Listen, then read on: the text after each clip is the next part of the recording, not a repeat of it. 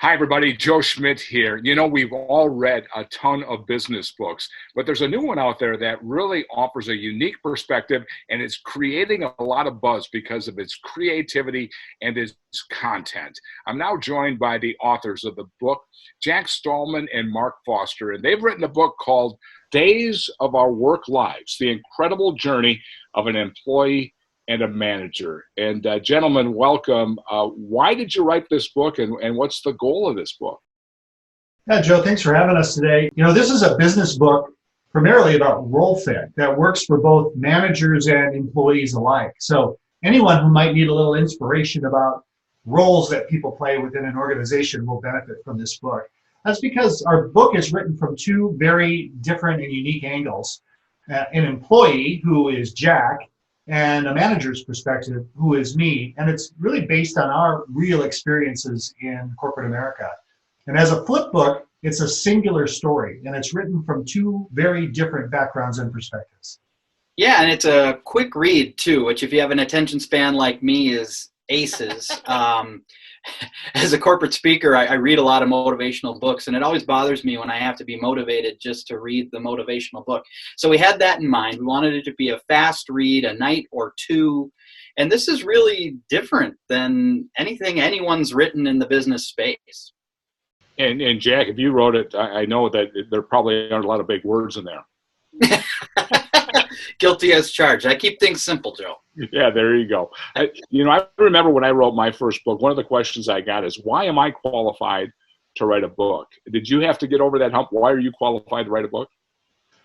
Yeah, well, we did. You know, given the vast number of business books and authors that are out there, apparently anybody can write a book.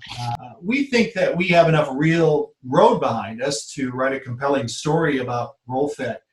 My own personal experience, I've managed big teams and small teams, budgets of all sizes, and I've experienced role fit from a manager's perspective. And I'm also a writer. I've written another book, and I've written a few screenplays, commercials, etc. And really that gave us some compulsion that we had the right, pedigree for this project. Yeah, and I'll take my lineage kind of backwards. I'm a corporate speaker now, speaking to Fortune 500 companies and mid-sized companies. But really, it's my roots as an actor, producer, waiter in Los Angeles, where sort of the creative twist of the story came about. And I know as a speaker too, Jack, that when you're done speaking, many times people want more of you. And this is a good way to do that.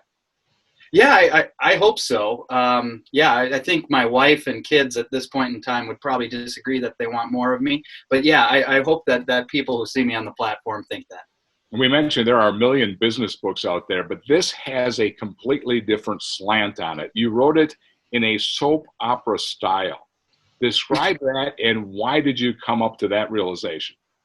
Well, actually, again, that kind of comes from my Hollywood experience. I actually was, don't blink or you missed it, on Days of Our Lives. And so that was sort of where the rumination of the soap opera came about. And then when I got into the corporate world, I realized that the same drama was happening in the office as was happening on the soap opera set. And I thought, maybe there's something here. So this book actually tells the story of two people who walk into their office one day, and it turns into a soap opera set.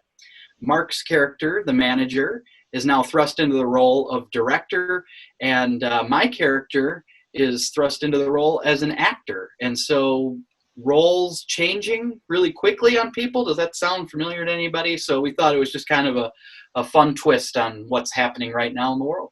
Yeah, and Joe, we really felt, with role fit being a major premise in this book, we thought a soap opera would be the perfect device to tell the story. If you think about actors and directors and the producers that sort of hover around making sure everything's going right, perfect fit against the corporate America backdrop. So that's why we picked the soap opera device to help tell this story. We should have some soap opera music in this interview here just to spice it up a little Could bit. happen. The other thing that's interesting about this book is it's a flip book format. Explain that, and what was the goal of that? Well, yeah, there have been some authors who have done some flip book stuff before. Joe, Ross Bernstein, who wrote the book I Love Brett Favre, I Hate Brett Favre. And for those who might not know that, It's a book where half of the book is positive comments about Brett Favre when he was Minnesota Viking, and you flip it over, and it's all the negative things that those same reporters had to say about Brett Favre when he was a Green Bay Packer. And so I talked to Ross and said, "Can I steal this idea?" And he said, "Well, I don't have that market cornered. I'm not the first person to write a flip book." And that's sort of where the journey began. And it's literally a book that meets in the middle with 2 covers and 2 forewords. I've got a million business books of myself. Does the world need another business book? Well, you're right. There are a lot of business books, and there are a lot of books on roll fit, and many of them are pretty bad. To us, they all seem the same. So Jack and I both decided, with the many experiences that we've had with roll fit issues, we felt it was just an ongoing problem in corporate America. From a manager's perspective, I was always struggling with roll fit for staff members throughout my entire career. And I'm sure that situation continues today with many managers across the U.S. And being on the other side of the coin as an employee and not being in the right role is very frustrating. And I always found that the best managers that I had my best interest in mind for where my role exactly fit, even if that meant rolling off the team or even rolling off the company, just making sure that I was in the right place and the right role to succeed. And Mark, I think you can agree with this, that the most successful companies are able to wrap the talent and the strategy together. And that's part of role fit. That's right. Role fit is make or break, I think, in any organization. So you've got to have the right people in the right chairs. You can have the most qualified people in the world working for you, working for your organization. But if they're miscast, if they're the lead role and they should be a supporting role member, you're going to have serious problems. And that's really what we write about. And you see that come out in this soap opera premise. Well, the book gets off to a great start because you have 2 forwards, you have 2 authors, you're wrapping it around a soap opera, and you were able to get some soap opera people involved in this. Tell me about the 2 forwards. Yeah, well, I was fortunate enough to have a couple of neat people in my life. Alice Herson is a dear friend of mine. People know her from Dallas. She played Ellen DeGeneres' mom on the sitcom Ellen. And most importantly for this book, she was a big hitter in soap operas from years past, all the way back to the 60s in The Edge of Night. And at 91 years young, she was willing to help us out and pen the foreword for the actor's side. So from the actor's perspective, they start with Alice Herson. Roy Steinberg is the first producer in Hollywood to give me a chance.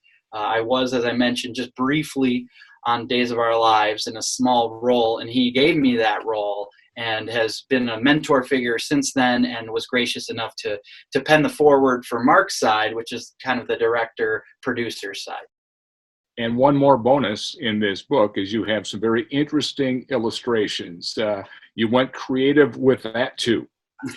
Well, we did, and the brief backstory on that is I wanted to make sure that we actually wrote some soap opera scenes that you might read in a typical soap opera script. So we wanted to shoot those so that they could be featured in the book.